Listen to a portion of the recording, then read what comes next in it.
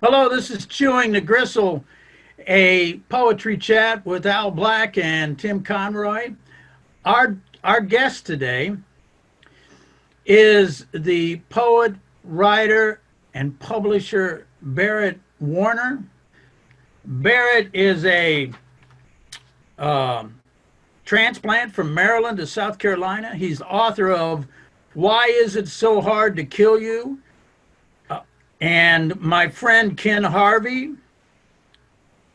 He has won the Salamander Fiction Prize, the Princemere Liam Rector Luminary Alternating Current, the Cloudbank Poetry Prizes, the Tucson Book Festival Essay Prize. He has also been awarded a Maryland State Arts Council Individual Artist Award for his personal essays on farming and the rhythms of farm life. In May 2019, he received the Nonfiction Fellowship at the Longleaf Writers Conference. Recent efforts appear in Beloit Poetry Journal, Rabbit Catastrophe Review, Anti-Heroin Chick, Southwestern, Perrine's Fountain. Additionally, he is the publisher of Galileo Press and Free State Review. Welcome, Barrett. Thank you. It's good to be here. Tell us about your poetry journey and education as far as the early beginnings of the poet Barrett Warner. Well, my first poems were short stories, and it took me a while because my first poems, they were sort of like, they were short stories, and then they became outlines for short stories. Very heavy, I guess, on the narrative thread. At the time, I only recently, some 40 years later, have begun to figure out figurative language. So I got a late start in that regard. But if you think of like the imagistic thread, and then that sort of followed my narrative thread. And now, in the past 5 or 10 years or so, I've begun working on the sensuousness of language and Greek forms of rhetoric. The book that you mentioned, Why Is It So Hard to Kill You? One of the things I like about it is that it has poems written in it over the past 35. There's 35 years of poems in there. Not that I'm a slow writer, but it was interesting to sort of like take out little parts of my day-to-day from one part of my life and to put it beside the day-to-day from another part of my life. I do write a lot of experiential poetry. You know, I come from the school of like, you know, I have no imagination, so if I didn't live it, I can't write about it. And I sort of live the poem before I write it, quite often. And only recently that's begun to change, I guess, in the past 5 years, where I don't feel like I have to die to write about death. But for a long time, I felt that way. I love that. That's great. Do you have a process for actually sitting down to write a poem? I mean, what's your process, and do you do any research? Do you do much research when you?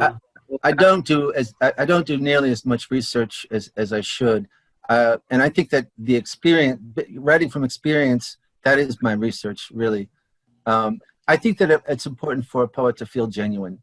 So you can feel genuine by writing true to your experience, or you can be genuine by writing, you know, by doing a lot of research.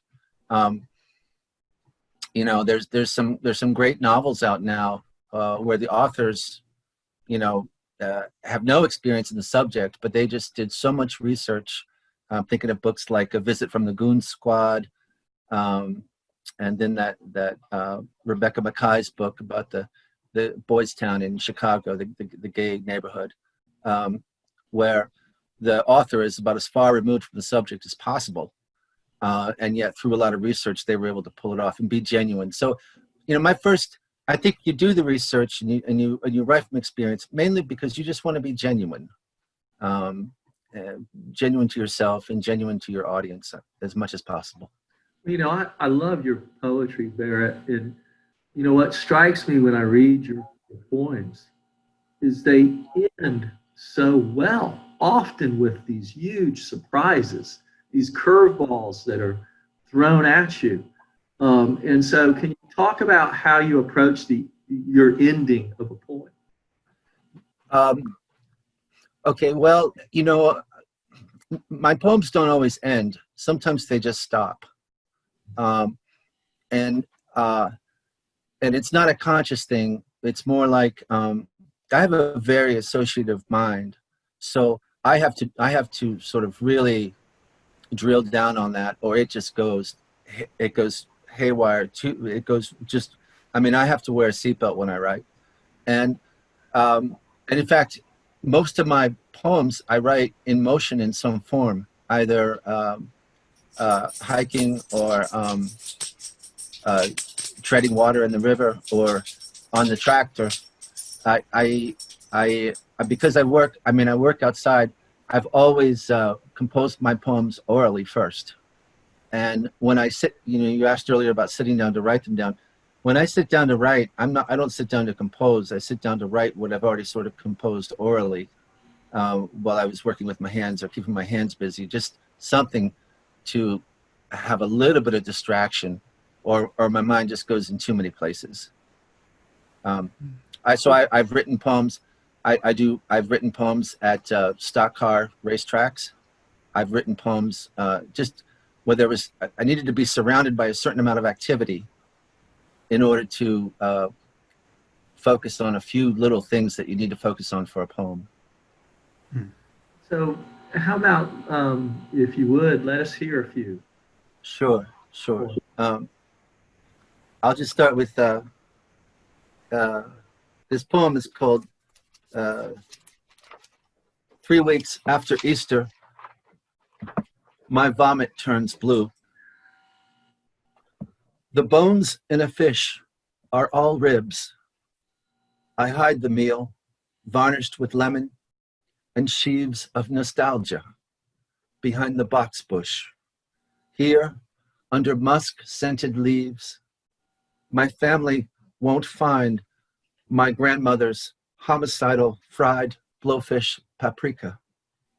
My father in the broken surf, casting, waiting, quietly dreaming.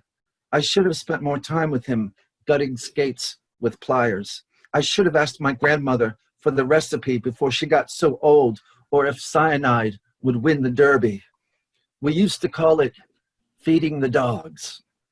When I first got sick and snuck outside, our labs racing after me to clean up the mess, amid low-lying snowdrops that can only mean resurrection, and in 2 months' time, strawberries, fruit so fresh it spoils in an hour. That's awesome. How about another one? Sure. This is another poem that involves some oceanographic image. It's called Janet Was Right. I'm a bad man. It wasn't something I could fix by swimming sideways. That was how dolphins made love, swimming sideways. I perfected a kind of one-handed stroke, the sidearm butterfly half-wing crawl. Beach police blew whistles at me all the time. I wanted to be a dolphin and to make love with Janet, who sold small-town bagels and sang about Chevy Roadsters in Paris, going sideways across dirt roads full of chapter and verse and kissing and Solomon's modulated radio wave. One day, we found a dead dolphin swollen in the surf. Janet stared at the bruised tongue hanging from the side of its jaw. What can anyone say? Mischievous breakers, fishing vessels, nets with hooks. It was dead. Janet, bless her, never asked me why. That's awesome. Brother Al. So you spoke that a lot of your poems and a lot of your writing comes while you're doing some physical activity. Yes. How much revision do you do, and when do you know the poem is finished? Um, I do a lot of revision, because when you compose orally, you tend to reach for easy, familiar language, and that sort of keeps you in your groove, keeps you in your routine. To a certain extent, that's useful for me. But then, to me, the magic in a poem happens when I can go into my routine, into myself, and become lost and find a new routine, a new like. So the original poem for me is just a prompt for what later becomes the poem, which always has a specific break from the prompt to go somewhere else, and that's where my arms become wings and I just start to fly. Okay. Who are you reading now? I'm reading well, I'm reading M.K. Chavez, Ada Limon, Pina Viola. There's just I'm especially reading her. I'm reading right now her chapbook, Dark Cutter, and I love the chapbook form. I love just sort of like I don't know, more and more I'm seeing like 150, 170, 200-page poetry books, and I'm sort of like, okay, this author is productive, but I want to see this like targeted. I want to see this chapbook. I just want to see this, this glimpse. I want a glimpse of the poet, not the whole poet. And I love how that can become a focused sort of piece of art, of its own. And Barrett, what makes a good poem for you? When you read something, what makes it something that you find? Well, one of the things I've noticed is that there's a lot of poetry out there where somebody is reporting very accurately, with a lot of research or a lot of experience, very accurately reporting about the flower, whatever the flower is. But I mean, my feeling is a good poem is the poem that sort of, at some point, it stops reporting about the flower and it lets you into the blossom and it become part of the flower. That to me is that is a magic moment in a poem, which to me has to happen at some point. I don't want to just see the flower that the poet is able to show me. I want to be inside the flower, inside the blossom with the poet. And if that could happen, I feel transported, and I feel like, okay, I'm going some places. I'm traveling here. And so that's what I look for. Yeah, that's an amazing answer. I love that answer. Before you're able to do that, before you were able to do that in your writing of poetry, how'd you deal with the stages of mediocrity before you got to that? Or the stages of rejection when you sent stuff out you thought was good and it did not get published? Well, I guess for me, I had some early luck. The first poem I sent out was taken, and by the California Quarterly in 1982 or something. And That's amazing. That's great. yeah, well, but again, what made that poem work is, I had a lot of body shame, and so the way I dealt with it was I became a model for the art class, and I'm just gonna like deal with it. And so I wrote a poem about that experience. It was called Modeling Nude, and that was the situation where, like, damn it, not only am I going to show you the flower, but you're coming in this blossom with me if it's the last thing I do. And so I just sort of followed that idea throughout my life. Sometimes you're better at it than others. There's some poems that I revised and revised and revised, and I just didn't land on the poem until very recently. That happened just the other day, where I had written a poem about 15 years ago, and I went back to it, and I was like, well, why is this not working? And then it was like, it needed to have raspberries in there, and among other things. And so again, it was like, you tend to get sort of drunk on your own narrative, or drunk on your images, or drunk on your lyric progression. And it's like, stay sober, take the three threads, image, lyric, and narrative, weave them together. You want to put together a nice, strong, tight braid, and don't get high on any one aspect. Just don't fall in love with it too much, and try to keep it real for people. So, that's wonderful. I often try not to, not try not to, but I let things live that shouldn't, and that's very nice the way you said about making the braid and not let one aspect become too strong. I really like that. As a poet and a writer, how do you let your interests and the culture in which you live and reside affect and come out in your poetry? Well, I just can't keep it hidden. It's just, there's just no way to cover it up at all. I cannot deny a lot of things, and it just comes out.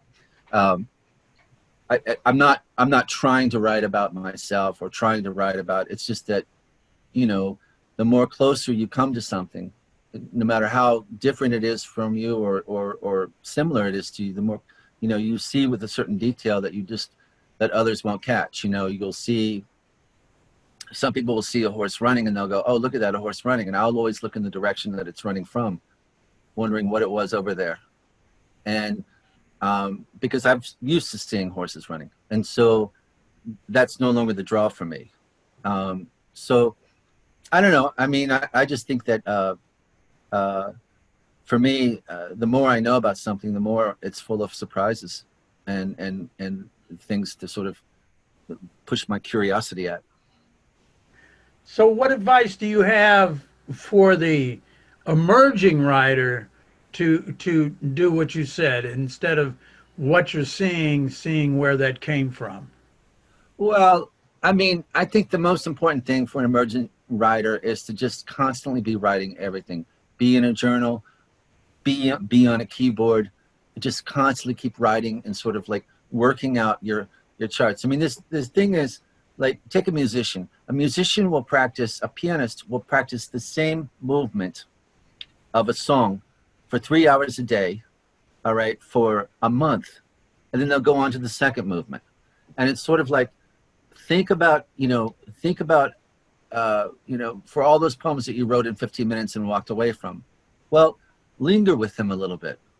Linger with them, try them in new situations. Say, okay, well, now this is that. I'm gonna, like, a poem doesn't quit having a life just because you finished writing it. It's a poem is its own thing, and so it can come back and it can regrow. You can cut off a section. You can, there's lots you can do with it. And I would stay with your work, stay with your writing. It's not a question of whether you believe in it. You just do it because it's your passion. So you engage in it, and rejection's going to happen. Rejection today is different than it was before, than before the internet. And so rejection, there's so many more journals. People just don't have time to say anything about why they're turning something down. But most of the time, it's either the gatekeepers weren't impressed by the bio, or ordinarily the poem just didn't fit where the journal was at. It's important, if you're going to like send work to someplace, that you really have a sense of where you're sending it to and what their angles are. But that's what I would do for an emerging writer. The main thing is to keep writing as much as possible. Record all of your thoughts and feelings, because especially now we're living in a time, I mean, we don't know what kind of record is going to follow us. And there's got to be some poems in there. So get them down. Hey Barrett, when you read a few more poems for us now? Sure. Well, this is a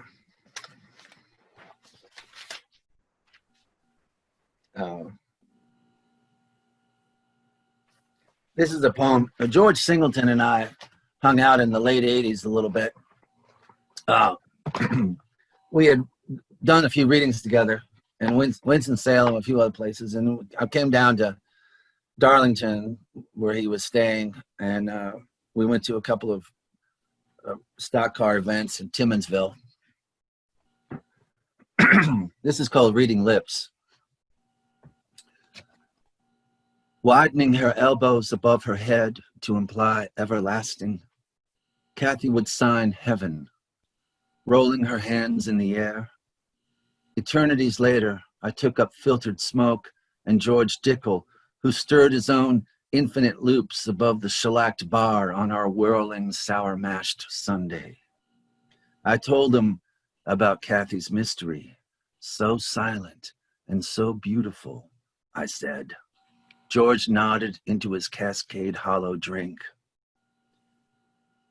as if having his own reflection on the rocks. Deaf girls can't nag you, he piped. He ran people down like that. After last call, to let the whiskey settle, I sat in my Pontiac, remembering Kathy, while George stood outside peeing on a radio. Kathy and I made love like dragonflies, flying, swimming, alighting, restless. Back then, in the country dark, she shined a flashlight at my lips to read my murmurs. I love that. You know, Al and I read that poem to each other yesterday to get ready for the interview. Just such a great, powerful piece. I'd like to read this other poem if I could. Also a love poem in a way.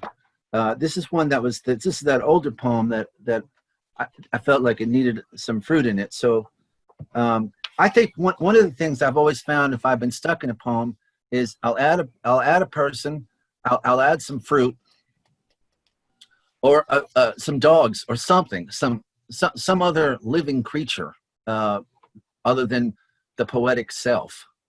And I try to sometimes fit a little bit more into the elevator of the poem. This is called Rachel. It's for Rachel Paston.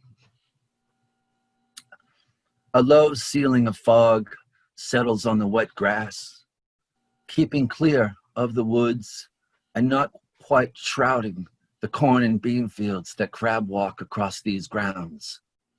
It's a good fog if you're a fish, a meaty species who hovers near the cloudy pond bottom in hopes of a sunnier morsel, losing its way. Near the wooden pier, which I would have painted some other gloss than red if I hadn't also covered the barn the color of kissable lips. I am here, hidden among horses, triangle ears twitching, anxious at the howl of something, eyes gazing at the dark of it, the raspberry and cinnamon of life. And since there aren't any stars or torches or lightning bugs, I look through a break in the fog to Andromeda, to the sea, to Rachel, her smile, her laugh, her sex. Oh, lost love, let me taste you. So, Barrett, I'm going to go back to something you said earlier about when you used the example of the musician practicing hours to get it right. What can you tell the emerging writer about poetic elements and what to get good at and what poetic elements you tend to use in your poetry? Well, let's take a look at, say, at the musical Hamilton, maybe, because, on the one hand, it's just a bunch of rap songs, history told through rap songs, but the rhyme scheme in those rap songs is different for each character, which is not something you really notice right away. And so one of the things I think it's important to do is to think about, well, what are your own natural beats? And you know, for some people, you know, for Shakespeare, it was the iambic pentameter, you know, but, you know, a lot of people just don't have that number of feet in their breath anymore.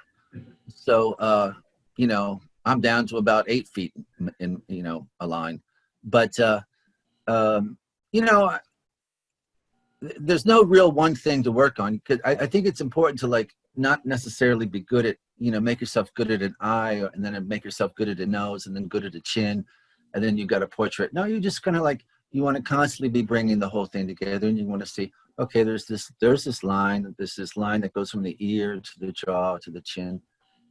That's kind of an interesting line. Let me just sort of think about that motion through the air, and just sort of take it somewhere else, and where else in nature, where else in the world can I see a similar line, and sort of look for it there. I mean, you know, so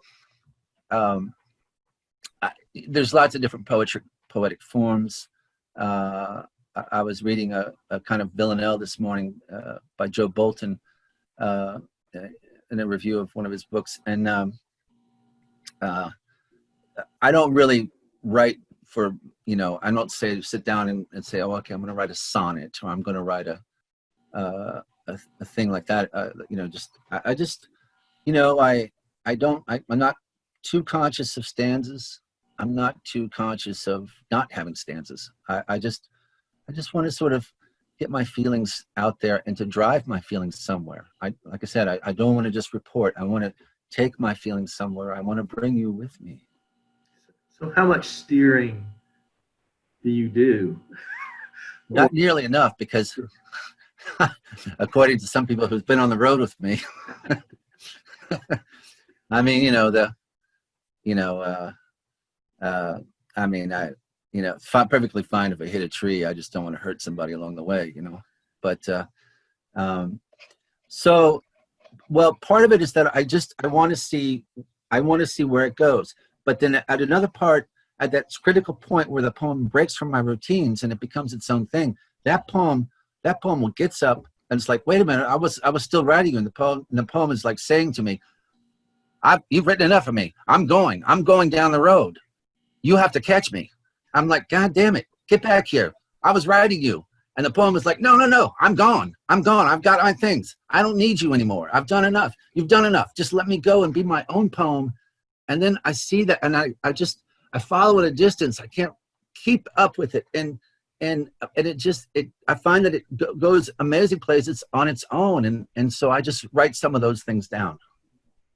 You know, as a prose writer too, I mean, is there a difference when you write prose or when you write poetry for you? I mean, is it sort of, you have to get your poetry brain on, or is it sort of a hard shift or an easy shift? Well, I think when you're writing prose and you're dealing with fantastic events, you have to release information slowly. Somebody is reading you. They may or may not be. It may be a chilly night. They may or may not be under a quilt. But the point is that they're not dressed for combat. So you have to release information slowly so that they can process it. And hopefully by doing that, you're creating an even more fantastical world. In a poem, you don't have to release information as slowly. You can come around slowly to something, but you can just sort of like put it out there and let the poem defend itself on those terms. So I like writing fiction. I mean, I have a lot more success with poetry and essays. I write about 2 or 3 stories a year. Never have too much success. I enjoy them. I enjoy writing them. They could never exist as poems. And I'm happy to have written them. And then my essays. Essays for me are a nice way to sort of meditate and sort of contemplate a subject, a very narrow subject, and just to see all the places it can go to. and I find that rewarding. What are you working on now, Barret? Well, so right now I have a second collection that I'm working on. I mean, another collection, really, I guess. It's called Stroll, and that comes from the kind of music called stroll music, which was around, I guess, in the late 50s. Certain kind of chord progression. If you look up stroll music, you'll see samples of it.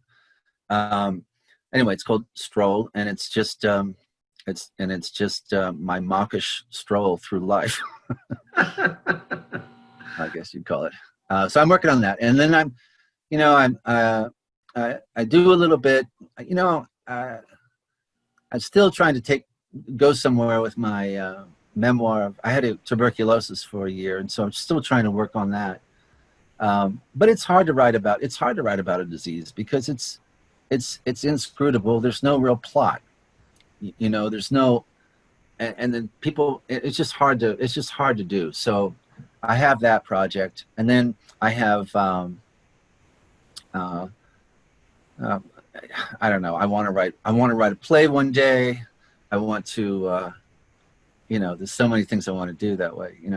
So I've got a collection of essays, a collection of short stories, a collection of who knows what. But I just keep on writing in the moment of where I am. The whole process. I mean, I figure it would take a solid month of just unplugging my life to like assemble one of these collections, and I just don't know how that's going to happen. So, I'll miss Barret, you. how can people get a hold of your book? Okay, that book's it's from Somondoko Press, and they're a press in West Virginia, and I think they sell directly or on Amazon. That book is available on Amazon. You can also, if you contact me, I can sign a copy and send it to you. So, why is it so hard to kill you? Is Al and I both highly recommend this book to whoever's listening today. Yes. It was really, it's so wonderful to read you because there's a humor and there's a darkness, but there's a beauty. It's not just, a lot of folks, they take you down one path and it's all geraniums on the side. And we're going through a flower garden when we read you. And we were both very, very happy to have found Barrett Warner and read his book. I'm so glad. I'm so glad. It was delightful. Thank you. Yeah. I'm so glad. Which as a publisher, I'm sure you're aware there's some folks that if you read one of their poems, you know where every one of their poems is going after that. And that's not the case with Barrett Warner. Yeah, I mean, I don't know. One of the great things about being a publisher is that, I mean, it's a great way to see, I see 500 manuscripts a year. And I mean, it's so exciting to first of all, it's really exciting to come upon a great work that way. But also, it's just, I feel so connected with what's going on in poetry today. And also in short stories, just because I'm seeing so much interesting work, and it's coming from all over. Mm. It's beautiful. Well, we're very excited to have had the opportunity to interview and hear Barret read, and as you said on your website, you're 2 hours from everything. Yeah. And we're glad you're so close. So with that, we really want to thank you for being Barret and for giving us an opportunity to interview you and in interviewing you to share you with folks who have never heard of Barrett Warner and to learn from you. So thank you. Thank you. I to be honest with you, it's so nice to sort of get outside of my my little world and to think to myself, okay, why do I do things? How do I feel about this? And like you gave me that chance. So, I mean, Ace is around for you guys, man. Ace is around.